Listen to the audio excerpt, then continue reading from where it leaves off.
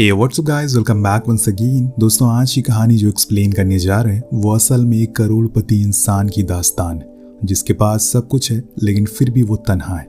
कहानी की शुरुआत होती है क्रिस नाम के 21 साल के बिलियनर की जो आउटस्कर्ट में रहता है। उसका बहुत ही बड़ा घर है लेकिन उस पूरे घर में वो अकेला है क्योंकि कुछ सालों पहले उसकी वाइफ जेनी ने उसे डिवोर्स दे दिया है। उसकी बेटी जिसे वो खुद से भी ज्यादा चाहता है वो भी उसे दूर हो गई है, पर कभी कभी बीच में वो उसे बात कर लिया करता है। मतलब वो जिंदगी में बिल्कुल अकेला है। अब हर दिन की तरह वो अपना काम खत्म करके ग्रोसरी स्टोर में जाता है जहाँ पर उसे एक लीजा नाम की लड़की दिखती है जो बेहद ही खूबसूरत थी।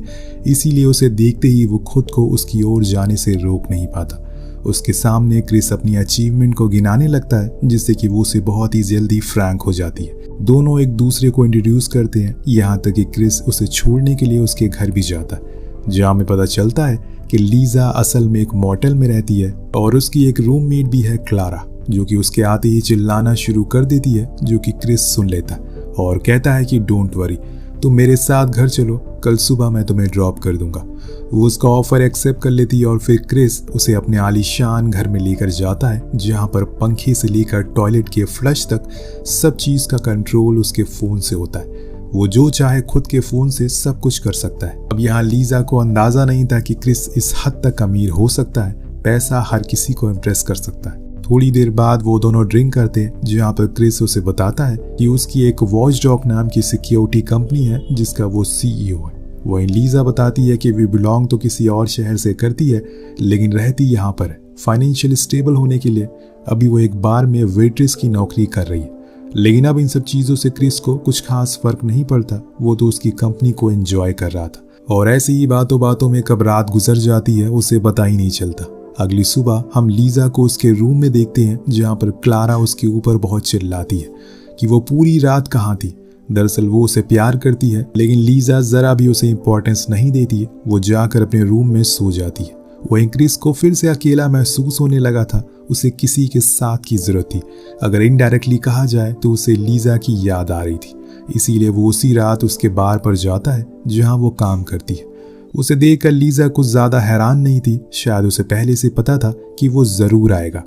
लड़की का चक्कर है उसे खींच लाता है। वो उसे फिर से उसके घर जाने को कहता है लेकिन लीजा मना कर देती है क्योंकि वो उसे अभी ज्यादा नहीं जानती। तभी क्रिस देखता है कि उसकी कार के साथ कोई छेड़खानी कर रहा है। वो बहुत ही शरीफ किस्म का इंसान है, इसीलिए उन लोगों से चुपचाप कहता है कि मेरी कार से दूर हो जाओ। लेकिन वो बंदा तो उल्टा उसे ही मार कर चले जाते हैं जिससे क्रिस का एक पैर फ्रैक्चर हो जाता है और इसके बाद लीजा उसे डॉक्टर के पास लेकर जाती है और फिर उसे सुबह उसके घर छोड़ देती है। पर अब क्रिस को किसी नर्स की जरूरत थी जो उसके साथ हर समय रह सके, उसका ख्याल रख सके। इस रोल के लिए वो लीजा को अप्रोच करता है। अब वो मान भी जाती है। वो तो उससे प्यार जो करने लगी थी। कुछ ही दिन की मुलाकात इन दोनों के लिए बहुत ही अच्छी बन गई थी। दोनों बहुत अच्छे से टाइम बिता रहे थे जिस चक्कर में वो अपनी बीवी जेनी को तो भुला ही चुका था। उसके पास अपनी बेटी से बात करने तक का समय भी नहीं था। 2 दिन घर में बिताने के बाद जब वो काम पर जाने लगती है, क्यों ना तुम यहीं पर सेटल हो जाओ। वो उसे इस घर के सिक्योरिटी कोड्स भी बता देता है जिससे कि वो जब मर्जी चाहे आया और जा सकती है। सब कुछ बहुत ही जल्दी हो रहा है पर किसी को हल्की सी भी खबर नहीं है कि आने वाले समय पर क्या होने वाला है। ना ही क्रिस को पता है कि वो क्या क्या झेलने वाला है। यहाँ से लीजा अपने रूम में जाती है जहाँ पर फिर से क्लारा उसे मिलती है जो उसके लिए अब पागल थी। इस बारी वो उसे झूठ बोलती है कि वो किसी काम के लिए थोड़े दिन के लिए बाहर जा रही है, जल्दी ही लौट आएगी। पर बाहर बैठा जिमी जो कि उनका लैंडलॉर्ड है, उससे हमेशा से लीजा पर डाउट है। वो उसे सही लड़की नहीं लगती, इसीलिए वो क्लारा को भी समझाता रहता है लेकिन वो कहाँ सुनने वाली थी। उसे लीजा से बेइंतहा प्यार था। उसे तो बस लीजा चाहिए थी, इसीलिए वो सभी की बातों को इग्नोर कर देती है। वहीं लीजा अपना सारा सामान लेकर क्रिस के घर शिफ्ट हो जाती है और दोनों फिर से साथ में रहने लग जाते हैं। लीजा उसकी बहुत केयर करती है और चीज में उसका साथ खड़ी रहती है। कुछ दिन बाद जिमी की वीडियो कॉल आती है। वो उसे डिवोर्स के लिए सजेशन मांग रही थी कि कब उन दोनों को अलग होना है। वो डेट्स भी बता देता है। वो उसे उसके साथ हुए हादसे के बारे में भी बताता है पर लीजा के मामले में वो चुप रहता है। न जाने क्यों, शायद उसे थोड़े दिन और चाहिए थे, तब वो उसे सब कुछ शेयर कर देगा। उधर लीजा जब से यहाँ पर आई है उसका बिहेवियर कुछ अजीब सा ही हो गया। वो बार बार क्रिस के बारे में ही बातें करती रहती है कि वो क्या करता है, उसने ये सब कैसे शुरू किया। यही सब वो पूछती रहती है, यहाँ तक कि वो कई बार उसकी गैर हाजिरी में उसका फ़ोन भी चेक करती है। जब वो सो रहा था तो उसे जगाकर उसके फेस अनलॉक कर लिया करती थी। अब यहाँ पर क्रिस नींद में होने की वजह से ज़्यादा गौर नहीं करता, पर इतने ही दिन में एक बहुत बड़ा हादसा हो जाता है। जिमी अपने रेंट के लिए क्लारा के पास जाता है, पर वो गेट नहीं खोलती, तो वो खुद की चाबी से गेट खोलता है और जब वो अंदर जाता है तो उसकी आंखें खुली की खुली रह जाती है। क्लारा ने खुदकुशी कर ली थी क्योंकि लीजा उसे छोड़कर चली गई, पर जिमी को ऐसा नहीं लगता। वो पुलिस से बार बार कहता है कि इसकी एक गर्लफ्रेंड थी जिसका नाम था लीजा, वो पता नहीं कहाँ है, आपको उसे ढूंढना चाहिए। पर वहाँ लीजा तो क्रिस के पैसों पर ऐश कर रही थी। एक दिन जब वो सो कर उठता है तो देखता है कि उसका फ़ोन गायब है, जो कि बहुत ही अजीब था। वो फौरन उठता है और बाहर जाने की कोशिश करता है, लेकिन फ़ोन तो लीजा के हाथ में और उसने पूरे घर को सील कर दिया है। पर वो ऐसा कभी नहीं करती। शायद उसने क्रिस की सेफ्टी के लिए किया होगा, लेकिन क्रिस को अब टेंशन होने लगी है क्योंकि उस फ़ोन में उसकी ज़िंदगी भर की मेहनत है। हल्की सी चूक और सब कुछ खत्म हो सकता है, इसीलिए वो उसका इंतज़ार करने लगता है। तभी उसकी नज़र टीवी पर आ रही न्यूज़ पर पड़ती है जिसमें क्लारा की मौत की खबर दिखाई जा रही थी। इसी दौरान लीजा घर के अंदर आती है और बड़ी आराम से KFC को खाने लगती है। ऐसा लगता है कि मानो ये उसी का घर है। न्यूज़ देखकर क्रिस उसे क्लारा के बारे में बताता है, पर वो तो ऐसा बिहेव करती है कि उसने ही उसे मारा हो। जी हाँ दोस्तों, ये सच है, आपने सही सुना।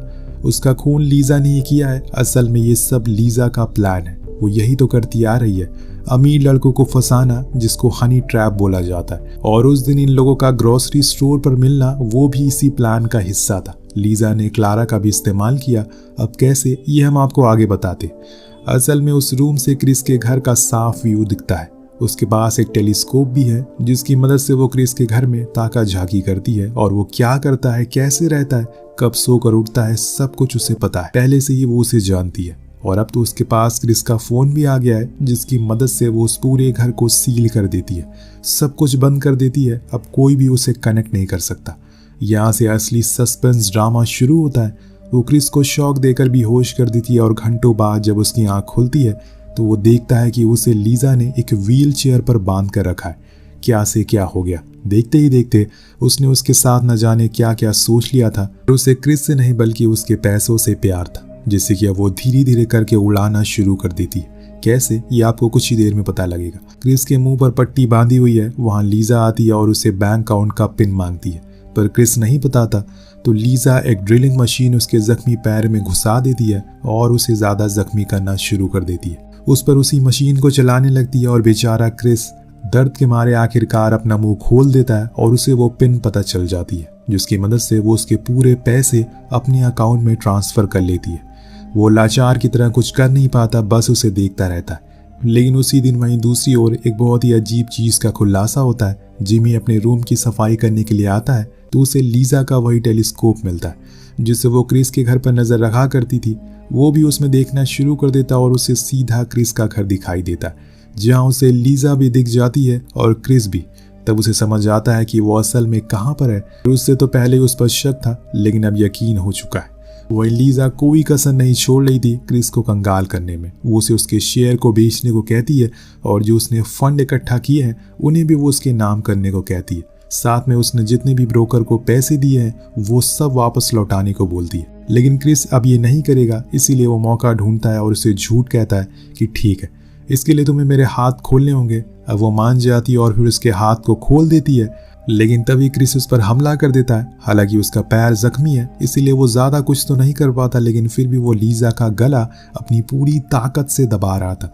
इतने में लीजा के हाथ एक कैंची लग जाती है जिससे वो क्रिस के ऊपर हमला कर देती है। वो दूर हो जाता है। अब यहाँ लीजा को इतना ज्यादा गुस्सा आ गया था कि वो उसे उसकी बीवी और बच्चे की लाइव वीडियो दिखाती हुए कहती है कि अगर तुमने अब जरा भी चालाकी करी तो उसकी सजा ये दोनों भुगतेंगे। वो बेचारा बेबस हो चुका था और अपने परिवार को किसी जोखिम में नहीं डाल सकता, इसीलिए वो उसे सब कुछ बता देता है, जिससे कि लीजा के पास और पैसे आ जाते हैं।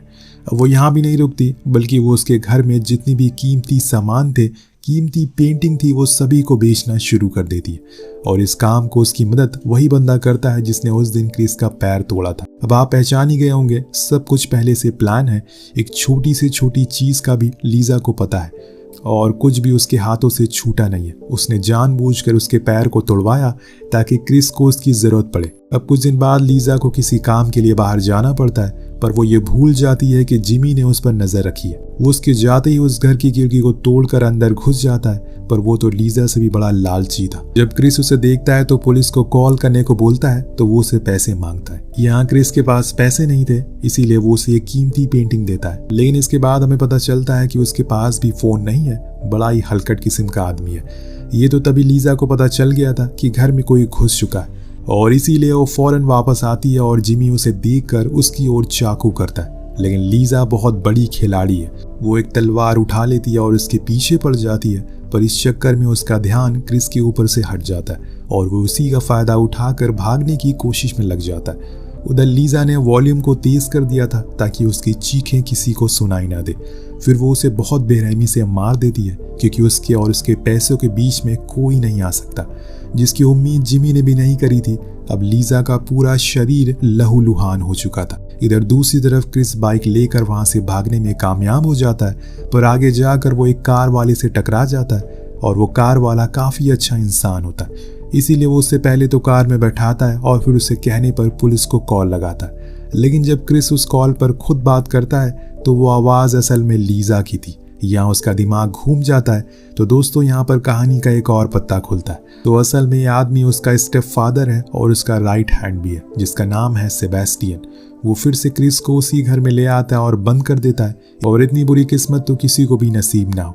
यह हमें पता चलता है कि इन लोगों का यही काम है, जिसकी ट्रेनिंग सेबेस्टियन ने लीजा को बचपन से दी है, और अब तक उसने न जाने कितने लोगों के साथ ये किया है। पर क्रिस सोचता है कि उन्होंने तो उसका सब कुछ ले लिया, अब वो रुके क्यों हैं।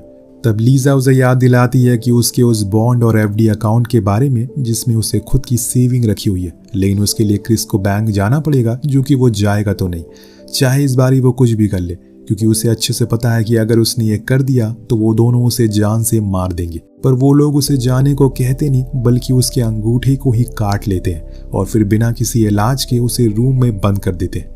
अब इनका अगला मिशन था किसी भी हाल में ये बैंक जाएं और उन पूरे सेविंग को बाहर निकालें, जिसके बाद वही करें जो वो हर बारी करते आ रहे हैं, यानी कि रफू चक्कर।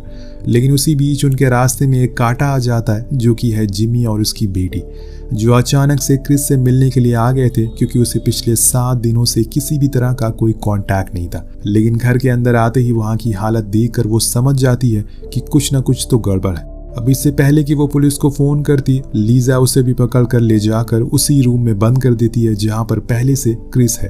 वो अपनी बेटी को देखकर उसे गले से लगा लेता है और खूब रोता है, और आज उसे अपनी फैमिली का एहसास हो रहा है। फिर वो जेमी को सब कुछ बता देता है और कहता है कि अब वो लोग उनके पैसों को लेने के लिए गए जो उन्होंने सेव किए थे।